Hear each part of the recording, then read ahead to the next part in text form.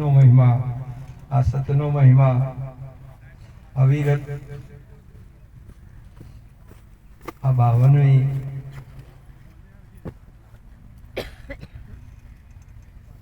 આજે ગુરુ મહિમા સંતોની સાક્ષીએ ગુરુની કૃપાએ એમના જે સેવક વૃંદ એમની કૃપાથી આ નિભાઈ રહેલા છે. મન વચન ક્રમથી તન મન ધનથી દરેકે દરેક ગુરુ મહારાજના મહિમાને અવિરત નિભાઈ રહેલા છે. તે બદલ હું કોટી કોટી વંદન કરું છું ગુરુજીના ચરણમાં. આ બધી કૃપા ગુરુજીની છે અને મારા સ્વ અનુભવની આપની આગળ રજૂઆત કરું કે આજે ગુરુ મહારાજના મહિમાની અંદર આપ જે કોઈ તન મન ધનથી જે લાવો લઈ રહેલા છો એ તો ગુરુ કૃપા છે. પરંતુ કોઈ આપણા જીવનની અંદર કોઈ બી વિટમણા હોય, કોઈ પ્રશ્નની હોય, કોઈ બી બાબતની હોય તો આજે તમે શુદ્ધ સંકલ્પ કરો તો તમારા તમામ જે મનોકામનાઓ સફળ થાય એવો આજનો યોગ આપણને મળેલો છે. આ યોગ એવો છે કે એનું મારા પાસે કોઈ શબ્દો જ નથી વર્ણન કરી શકું એવો ગુરુજીની મહિમા. ગુરુજીના જે કોઈ બે કાલા ગેલા ગુણ ગાઈ શકવું પડે એમનું વર્ણન તો મારાથી થાય એવું નથી. માટે મારો એ જ કહેવાનો કે તમે મન વચન ક્રમથી પ્રેમ અને ભાવથી શ્રદ્ધાથી તમે જે કોઈ આ જગતની અંદર દરેકને તડકો સોયેલો એટલે નાની મોટી ઉપાધિ આવતી હોય પણ એ ઉપાધિ ના આવે. સર્વે વાતે આપણું જીવન અને આ મહિમામાં આપણે અવિરત ટકી શકીએ એવો ગુરુ મહારાજની તમારા આપના ઉપર કૃપા છે. પણ એવા સંકલ્પ કરજો કે ગુરુ મહારાજ તમારી બધી જ તમે જ્યાં સુધી અંતરની જાણે છે પણ અંતર્યામી એને કીધાવાના કોઈ દાડો માટે અમારા એક પણ જીવનના કોઈ બી સંકલ્પ ત્યારે ગુરુજીને કહો કે બાપુ તારે એ નિર્વિઘ્ને બધા કાર્યો સફળ થયો છે. ગુરુ મહારાજ સર્વેના દાતા છે. સોરું કસોરું માવિતર સુપાત્રે કોઈને ગુણ ગાયા ન ગાયા પણ સતોય ગુરુ મહારાજની દ્રષ્ટિ દરેકના ઉપર સૂર્ય સમાન ચંદ્ર સમાન પરમાત્માની કૃપા સંતોની દ્રષ્ટિ હરમેશા આ જીવોના કલ્યાણાર્થી છે. આજનો મહિમા શું વર્ણવું. જીવનની અંદર જો કદાચ એમને એમને લાવો આપ્યો છે ને જે સ્થાન આપ્યું છે ને એ તો મહાપુરુષે લાયક નહોતા પણ સતોય ગુરુજીએ ની કૃપાથી આશીર્વાદથી આજે આપણી સમક્ષ બે શબ્દો અમે જે બોલતા હોઈએ એ બધું ગુરુ મહારાજની કૃપા છે. જે કોઈક હારો છે અને જે કોઈક દરેકનું કલ્યાણ થતું હોય એ વચનો એ જ્ઞાન એ દિવ્ય ગુણો એ બધા ગુરુના છે. અને કોઈક અમારામાંથી કોઈક તમને ખારાશ આવતી હોય એવા શબ્દો હોય તો એ અમારા છે, બીજાના ગુરુજીના નથી.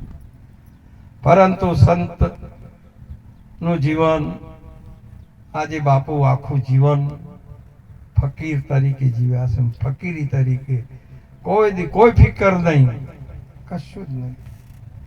એમના સંત અંત સમયે એક પુરુષી એમના જીવનમાંથી સંતોને ખબર હતી પણ એમને ઉદાર દિલથી એને પણ માફ કરી દીધો. ગુનો કરનારાને ગાંધીજીએ જેમ કીધું કે ભાઈ ભલે એને અજ્ઞાનતાથી ઈસુએ કીધું કે મને પીડા થાય છે એને ખબર નથી એ માલિક એને માફ કરે તેમ સંતો આ જગતની અંદર આવીને દરેક ભૂલ કરતા હોય છે પરંતુ એ ભૂલ ઉદાર દિલથી સંતો એને મુક્તિ આપી દેતા હોય છે. એવા બાપુની આજે આપણે મહિમા આવી રીતે હાજર છે. આપણી અનુભૂતિમાં આવે, સંતોના સાનિધ્યમાં સત્સંગમાં જઈએ, એ દ્રષ્ટિની કોંડ આપણો ખુલ્લો થાય તો પરમાત્મા હાલ હાજર બેઠેલા છે. માટે આજનો યોગ આ 52મી નિર્વાણ તિથિનો છે. આ કોઈ બી જગ્યાએ થાય, ગમે તે ભૂમિકાએ થાય, પણ ગુરુનો જ મહિમા છે, વ્યક્તિનો નહીં. કોઈ કરે છે એવો નહીં. આ ગુરુની કૃપાથી આપણે અહીંયા બધાને એમની પ્રેરણાએ આપણા હૃદયમાં એમનું સ્થાન છે. પરમાત્મા અણુ અણુમાં છે તેમ ગુરુજીએ સર્વે વ્યાપક આપણામાં છે.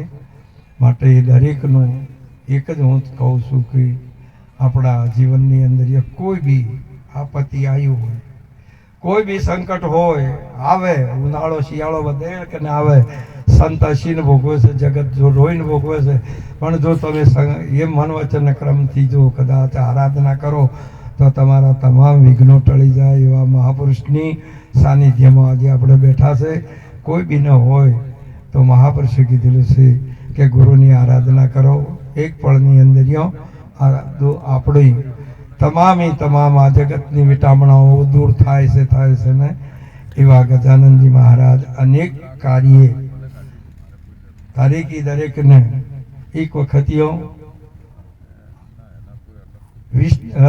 દેણપની અંદર બંને ભાઈ હતા. ધનજીભાઈ હતા ને એના મોટા ભાઈ હતા. ધનજીભાઈને 7-8 દીકરીઓ હતી, પુત્ર નતો, અને મિલકત વેચવા બેઠા. બે ભાઈઓનો જુવારો. અને એ વખતે એમને પેલા એમના મોટો ભાઈ કે આ રહ્યો એ રૂમ, આ દુકાન મારે કરવા થાય ને કે તારે શું છોકરો છે તે તારે આ બધું જુએ છે, તાર તો રહેવા જોઈએ.